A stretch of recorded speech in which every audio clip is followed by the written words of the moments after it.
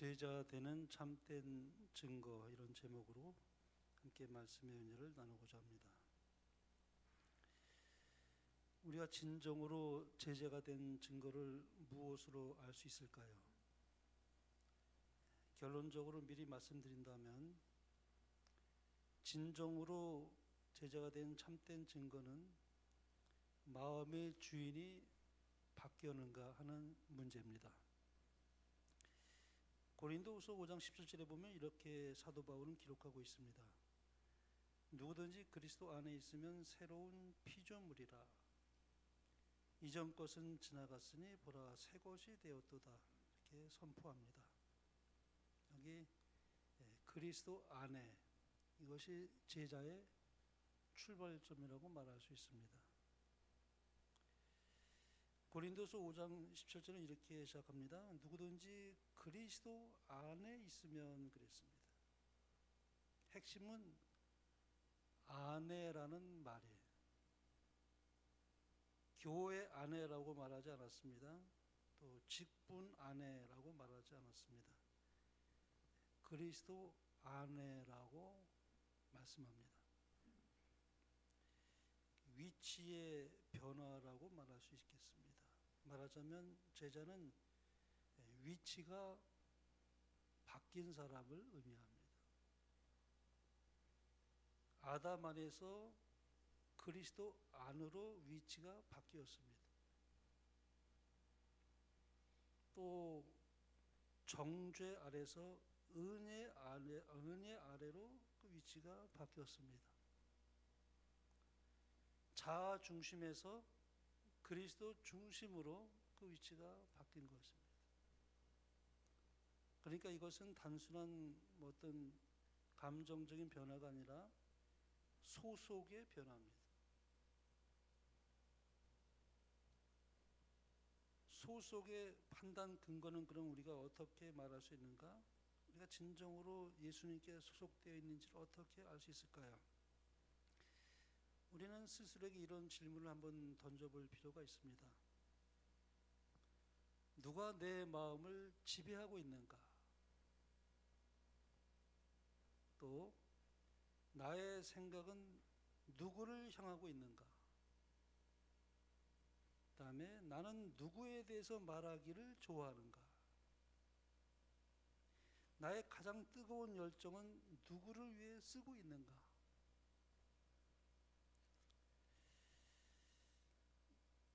그리스도가 중심이면 진정으로 예수님의 제자일 것입니다.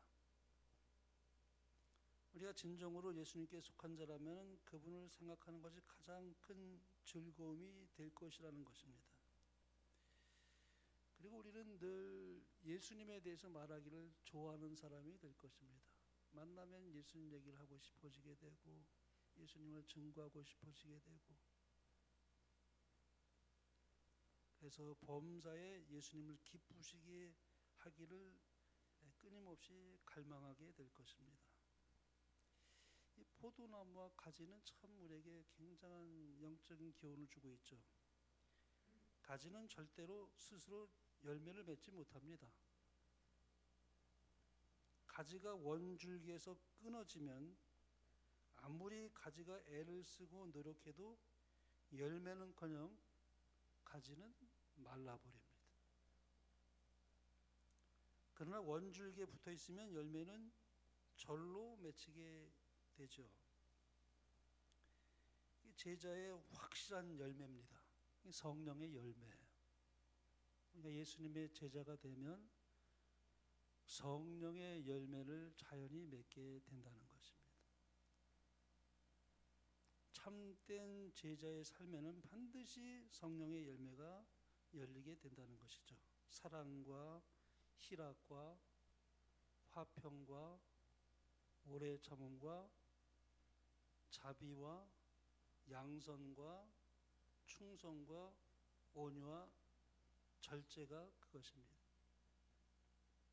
이 열매들은 사람이 억지스러운 노력으로 되는 것이 아니라 포도나무이신 예수님께 연결되어 있을 때, 붙어 있을 때 나타나는 필연적인 결과라는 것이죠.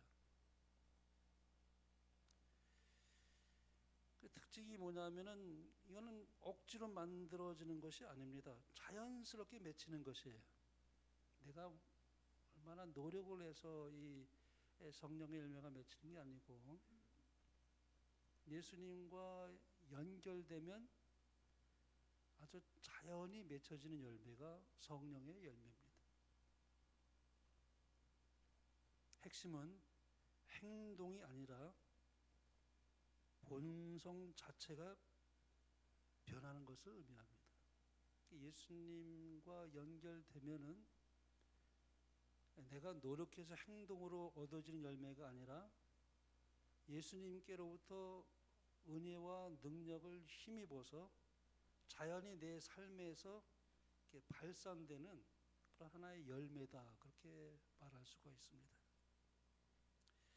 가장 강력한 변화의 증거입니다. 그래서 이제 우리는 이렇게 말을 합니다. 우리가 이제 예수님과 이제 연결되고 예수님의 제자가 되면은 전에 사랑하던 것을 미워하게 되고 전에 미워하던 것을 사랑하게 된다, 그런 말을 합니다. 정서적으로도 그렇습니다.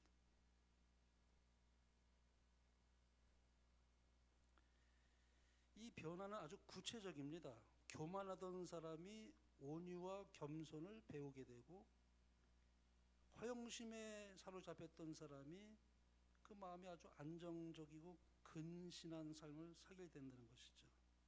그래서 이전에 사랑하던 죄가 미워지게 돼요.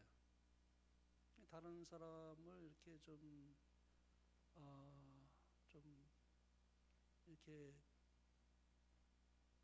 사랑하는 그런 모든 마음과 친절과 그 모든 관대함이 그전에는 그렇지 않았는데 내 마음에 그런 어떤 그 예수님과 연결돼서 나오는 그 어떤 자연스러운 그런 나의 모습, 강력한 변화의 증거가 일어나게 된다고 말씀합니다.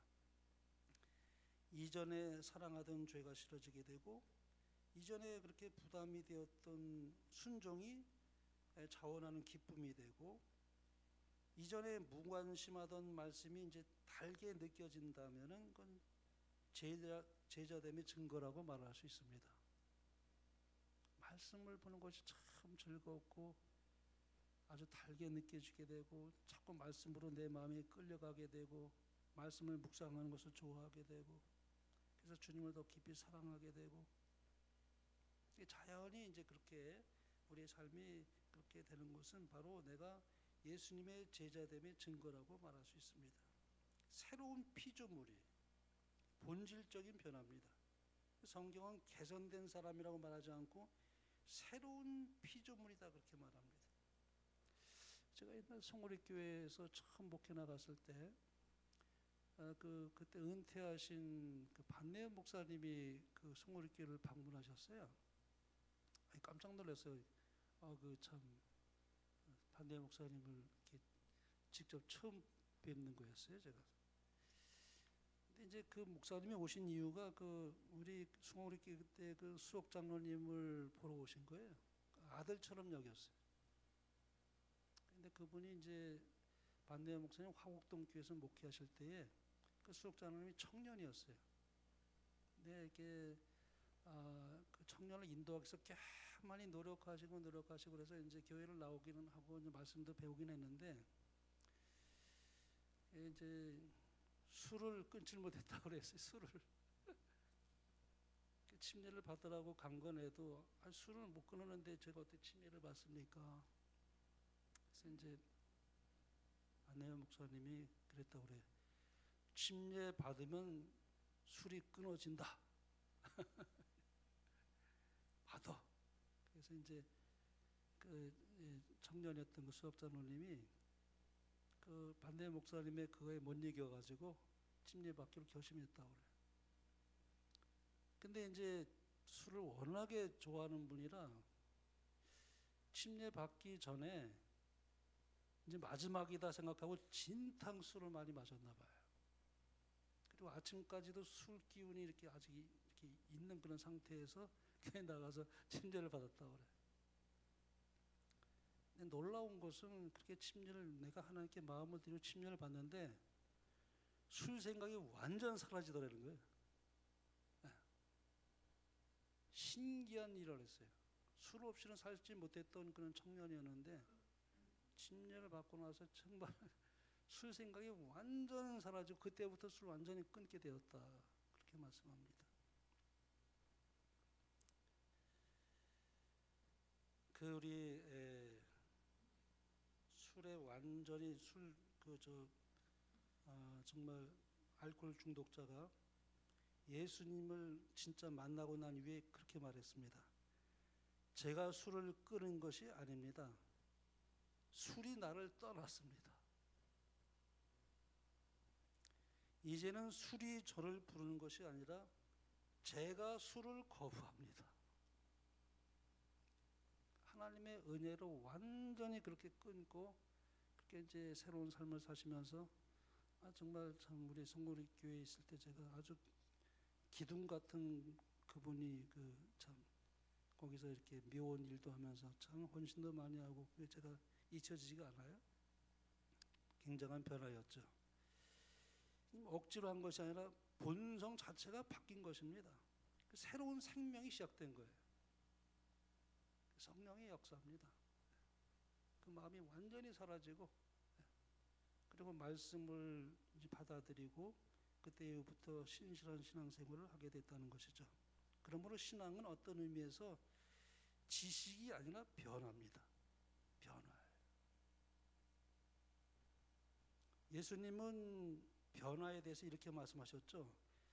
요한복음 3장에 보면 바람이 임의로 불매 내가 그 바람 소리를 들어도 어디서 가서 어디로 가는지 알지 못하나니 성령으로 난 사람은 다 그러하니라 그랬어요.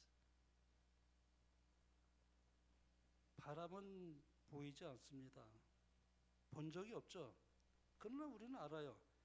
나뭇잎이 흔들기 때문에 바람의 존재를 압니다. 성령이 마음 안에 들어오면 반드시 흔들림이 일어납니다. 언어가 바뀌고요. 생각이 바뀌고 선택이 바뀝니다. 언어도 순화됩니다. 정말 언어가 순화돼요. 생각도 바뀝니다. 선택도 바뀌어요. 고린도후서 5장 17절에 보면은 누구든지 그리스도 안에 있으면 새로운 피조물이라고 그렇게 선언합니다.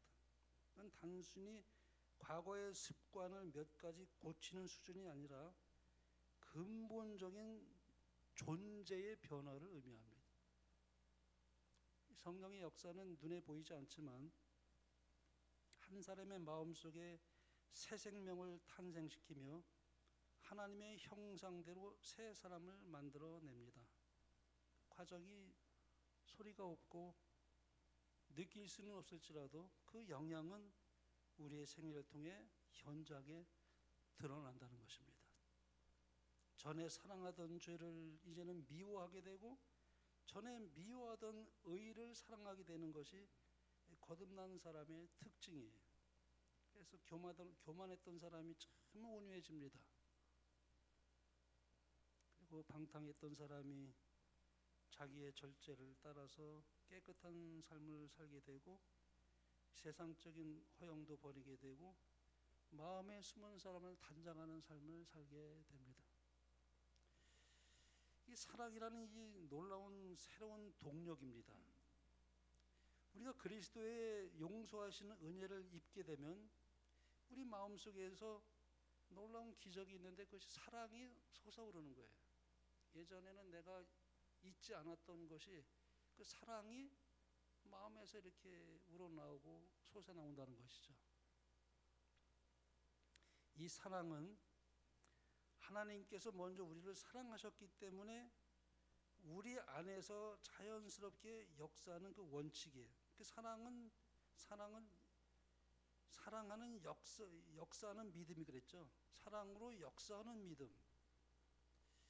그래서 사랑은 우리에게서 나오질 않아요, 사실은. 사랑의 근원은 하나님이에요. 하나님께서 우리에게 그런 마음을 주시기 때문에 이 사랑이 내 마음에서 솟아오르는 것이에요. 사랑으로 역사하는 믿음이에요. 믿음은 사랑으로 역사하게 돼 있어요.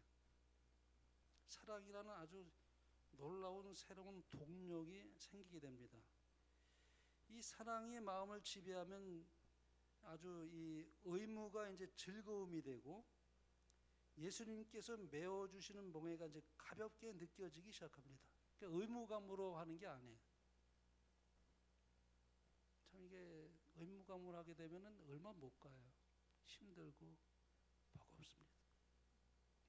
근데 하나님께서 우리에게 은혜 주시면은 의무감으로 하기보다는 즐거움으로 하게 돼요. 놀라운 역사죠.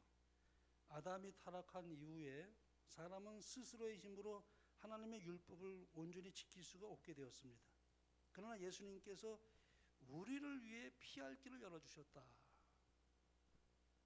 그분은 이 땅에서 우리와 똑같은 시험을 당하셨지만 죄 없는 생애를 사셨고 우리를 위해 죽으셨다. 이렇게 말씀합니다. 우리가 그래서 그분께 나의 모든 것을 바치고 그분을 구주로 받아들일 때는 놀라운 교환이 일어나요. 마틴 루터는 그걸 놀라운 교환 그런 단어를 사용했습니다. 내가 하나님께 온전히 100% 하나님께 마음을 드리고 예수님을 내가 구주로 영접하게 되면 놀라운 교환이 일어납니다. 우리의 생애가 아무리 악하였을지라도 그분의 공로로 의롭다 하심을 얻습니다. 그래서 그리스도의 품성이 우리의 품성을 대신하게 된다. 이게 얼마나 놀라운 변화입니까?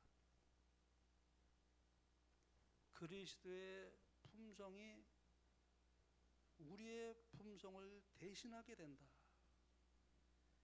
우리는 죄를 도무지 범하지 않은 것처럼 하나님 앞에 그래서 받아들여진 바 된다. 이게 우리의 유일한 희망을 가질 수 있는 유일한 근거입니다. 영원히가 잊지 말아야 될 것은 그분이 십자가에 못 박히심으로 말미암아 위대한 교환이 일어났다. 나는 아무 공로가 없지만은 오직 내가 주님을 마음으로 받아들이고 그분께 내 모든 것을 드리게 되면 그분의 것이 나의 것이 된다. 그래서 우리가 값없이 의롭게 되는 것입니다.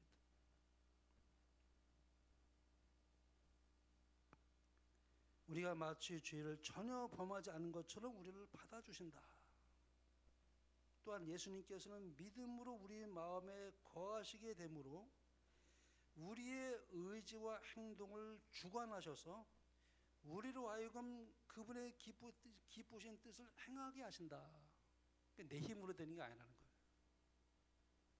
나의 노력으로 되는 게 아니에요. 그분의 영이 우리 안에 들어오게 됨으로 말미암아 그래서 우리의 행동을 주관하시고 그래서 그분으로 우리로 하여금 그분의 기쁘신 뜻을 행하게 하시는 은혜가 임하게 된다. 이것이 바로 내 안에서 역사하시는 성령으로 말미암아 이루어지는 그 선행도 거기서 나온다고 말할 수 있습니다. 내게서 나오는 선행이 아니라 내 안에서 역사하시는 성령으로 말미암는 선행. 그래서 하나님께 마음을 바치지 않는 사람은 결코 이러한 사랑을 스스로 만들어낼 수가 없다는 것입니다. 오직 예수님께서 다스리시는 마음에서만 이 고결한 사랑이 흘러나와 우리 주위의 사람들에게 감화를 끼치게 된다.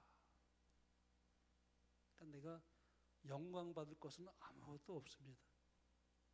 오직 하나님께만 영광이고 그분께만 영광이에요.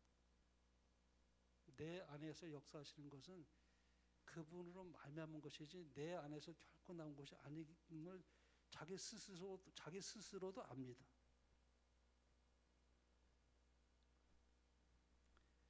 결과는 사망에서 생명으로 옮겨진 것입니다. 요한은 그런 말을 많이 썼어요. 그의 복음에 사망에서 생명으로 옮겨졌다. 가장 큰 기적이죠. 근데 우리가 경계해야 할 두 가지 아주 위험한 극단이 있습니다. 신앙의 길에 아주 조심해야 할 두 가지 덫이 있는데요. 첫째는 뭐냐면은 율법주의예요. 행위로 구원 받으려는 사람들이죠. 자기의 행실과 힘으로 거룩해지려는 그 율법주의입니다. 하나의 함정이에요. 덫이에요. 그다음에 두 번째는 믿기만 하면 순종이 필요 없다는 사람. 믿기만 하면 율법을 지킬 의무에서 벗어난다는 율법 폐기론 내지는 율법 무용론이에요. 사탄은 이 두 가지 극단으로 우리를 그렇게 아주 유인합니다. 순종은 구원을 얻기 위한 조건이 아니에요. 그거는 예수님의 제자가 된 확실한 증거이자 그건 열매입니다. 순종은 구원의 조건이 될 수가 없어요. 그건 구원의 결과요, 그냥 열매일 뿐이에요. 하나님을 사랑한다고 하면서 그분의 계명을 지키지 않는 것은 그건 거짓이죠. 참된 믿음은 우리를 순종의 책임에서 면제해 주는 것이 아니라 오히려 순종할 수 있는 은혜를 누리게 해줍니다. 하나님을 사랑하는 것은 곧 그분의 계명을 지키는 것이라고 했어요. 우리가 순종함으로 구원을 얻는 것은 결코 아니지만 구원은 믿음으로 얻는 값없는 선물이지만 순종은 그 믿음이 살아있다는 증거요 믿음의 열매라고 그렇게 설명합니다. 그러므로 행함이 없는 믿음은 그 자체가 죽은 것이다 그렇게 말하잖아요. 그러니까 순종과 믿음의 균형, 우리가 이것을 잘 균형진 이해가 필요합니다. 여기에 큰 오해가 있죠. 믿기만 하면 된다. 또 행위로 구원을 받는다. 둘 다 틀렸죠. 구원 얻는 신앙이 아니죠. 참된 신앙은 하나님의 말씀을 믿을 뿐만 아니라 의지를 하나님께 온전히 바치고 그래서 나의 그 모든 애정을 그분께 두는 것을 의미합니다. 이러한 신앙은 사랑으로 역사하여 우리의 심령을 정결하게 변화시킵니다. 그래서 우리가 말로는 맞는 것 같은데 거기에 함정이 들어오는 경우가 참 많아요. 믿기만 하면 된다. 물론 믿음으로 우리가 구원받죠. 그런데 그 속에는 또 하나의 함정을 가지고 그렇게 사람을 사탄은 혼란을 시키게 만듭니다. 그러므로 진리는 뭐냐면 구원은 믿음으로 받습니다. 그러나 순종은 그 결과다 하는 것을 우리는 반드시 잊지 말아야 됩니다. 요한일서에 그렇게 말씀했죠. 하나님을 사랑하는 것은 계명을 지키는 것이다 그랬어요. 핵심은 순종은 의무가 아니라 사랑의 표현이에요. 우리 엄마가 참 식사 준비를 하고 이제 수고를 많이 했는데 그 딸내미가 엄마에게 말해요. 엄마, 내가 설거지 할게요. 왜 할까요? 억지입니까? 아니죠. 사랑입니다. 사랑. 마찬가지예요. 진짜 신앙은 순종이 부담이 아니라 기쁨, 자원하는 기쁨으로 하는 것이기 때문에 그렇습니다. 그 아이가 기쁨으로 순종으로 그렇게 하는 것이지 억지로 하는 것은 결코 아닌 거예요. 우리는 그분의 발자취를 따라 순종의 길을 걷게 되어 있습니다. 그래서 우리가 신앙할 때 또 낙심할 때가 있어요. 우리가 하나님의 뜻대로 살기를 원했지만은 내 자신을 볼 때 참 많이 부족하고 넘어질 때도 있고 그래서 우리가 낙심할 때가 있습니다. 낙심치 말고 나아가야 됩니다. 때때로 우리는 우리의 과실로 인해 예수님의 발 아래 엎드려 눈물을 흘릴 때도 있습니다. 자복하며 눈물을 흘릴 때가 있죠.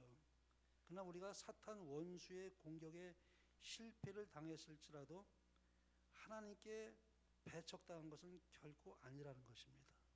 실어를 버린 바 되지 않는다고 그랬어요.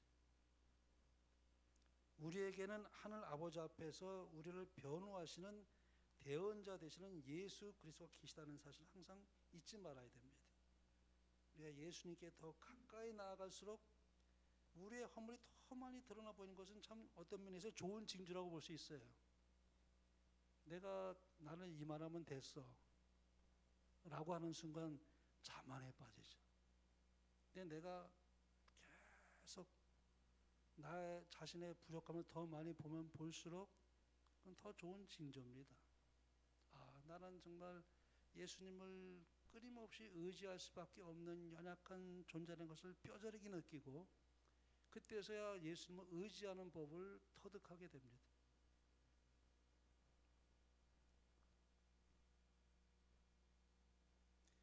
이것은 우리의 영적인 시력이 밝아졌기 때문에 예수님의 완전하신 품성과 우리의 불완전함이 대조되어 보이기 때문에 그렇습니다. 그것은 성령의 감화가 아주 우리를 각성시키고 있다는 확실한 증거입니다. 그래서 우리가 낙심될 때가 있을지라도 그러나 아주 낙심하지 않는 것은 그러기 때문에 더 주님을 의지하는 법을 배우게 돼요. 내가 얼마나 부족한지를 알게 되기 때문에 그래서 내 자신을 절대 나는 믿을 수 있는 존재가 못 되는구나. 오직 내가 주님께 나의 모든 마음을 드리고 그분을 의지할 때만이 나는 그분의 뜻을 따라 살 수 있는 능력이 거기서 나온다는 것을 뼈저리게 느끼는 하나의 우리의 신앙의 과정이라고 말할 수 있습니다.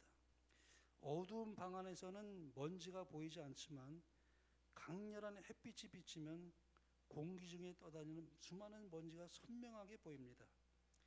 빛에 가까이 갈수록 먼지가 더 잘 보이는 것처럼 우리가 예수님께 가까이 갈수록 나의 죄가 얼마나 흉악한지를 보게 되고 깨닫게 됩니다.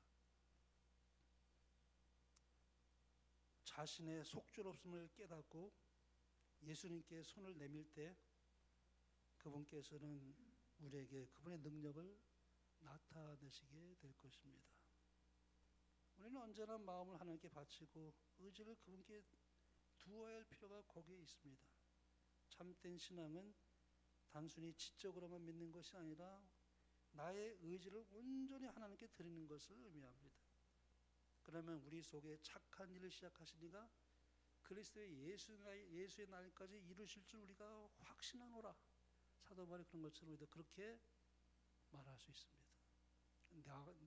내 안에서 행하는 것은 예수님이기 때문에 그렇습니다. 내 안에서 시작하시는 그분이 주님 오시는 그날까지 나를 완성시킬 것을 믿기 때문에 잠깐 내가 낙심할지는 몰라도 다시 일어설 수 있는 것은 그분을 계속 바라보기 때문에 그 방향에서 떠나지 않고 계속 그 방향으로 나가는 것입니다. 그래서 이 제자가 되는 길은 우리가 완벽했기 때문에 아니라 그냥 방향 전환이에요. 방향 전환이라는 것을 잊지 말아야 됩니다. 방향에서 이탈되지 않고 그 방향에서 계속 나가는 거예요. 넘어질 때도 있습니다. 그러나 다시 일으켜 세워주시는 성령의 은혜가 있습니다. 그러므로 그리스도를 믿는 사람은 그리스도처럼 살게 되어 있다는 것입니다. 그러므로 우리가 더욱 기도하며 우리 예수님의 능력을 끊임없이 의지하여 그분의 형상을 온전히 반사하면서 그분의 진정한 제자가 되는 여러분과 저의 삶이 되길 바라며 말씀을 마치겠습니다.